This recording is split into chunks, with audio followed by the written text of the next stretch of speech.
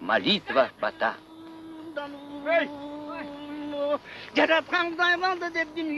Манас кыргыз рухунун туу чокусу. Анда бүтүндөй таалим-тарбиянын, биримдиктин, ынтымактын уюткусу жатат.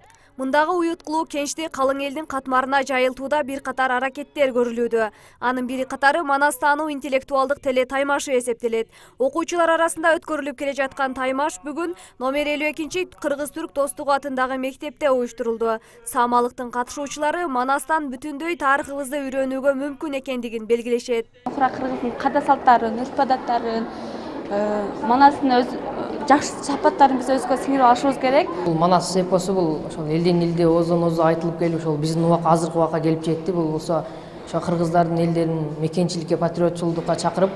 Иш-чарага Ош шаарындагы 63 мектептен куралган командалар келишти. Бул ирет катышуучу көптүгүнө байланыштуу теле таймаш тест белгилөө жолу менен жүргүзүлүп, 5 окуучудан куралган командаларга Манас эпосунан суроолор берилди. Анда тандалып алынган 16 мыкты делген команда финалга чыгып, дагы өз алдынча күч сынашты.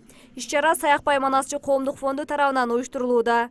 Ар бир тайпа бирден китеп алат, дисктерди алат, Манаслар турат, жана ошондой эле байге алган командалар, алдыңкы үчтүккө илинген командалар атайын плазмалык телевизорлор менен сыйланат бүгүн.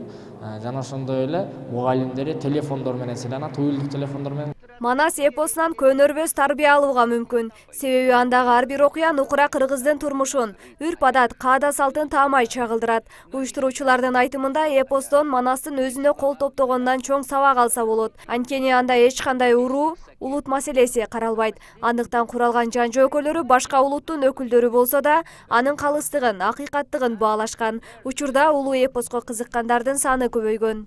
Бакыт Романов деген жигиттин колдоосунда улуттук академияда басылбай жаткан Шапак Рысмендеевдин, Мамбетали Чокморовдун чыгармаларын, Шабай Азиповдун Манастарын вариант кылып, ушул жерлерге, ар бир областка, мектептерге бекер таратып бергенбиз.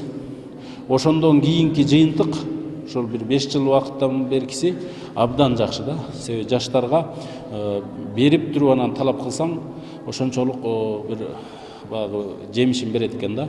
Улуттук мурасыбыз болгон Манасты сактап калууда манасчылардын орду чоң. Оздон озго өтүп бүгүнкү күндө кадырын жоготпостон айтылып келүүдө. Иш-чарага заманыбыздын залкар манасчылары калыс катары чакырылган. Алардын айтымында жаштар заманбап нерселерди дароо сиңиргендей, Манастагы баалуулуктарды да өздөштүрсө жакшы болот эле.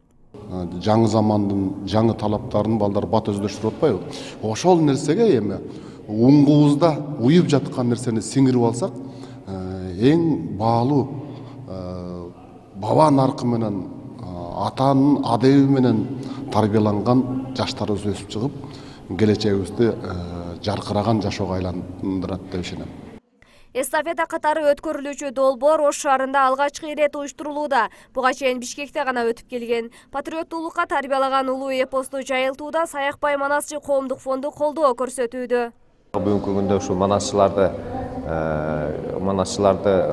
жаш манасчыларды тарбиялап өстүрүп үзүлүп калбасын деген максатта бүгүнкү күндө ушул биздин фонд ушул жаш манасчыларды өстүрүүгө өзүнүн салымын кошуп атат.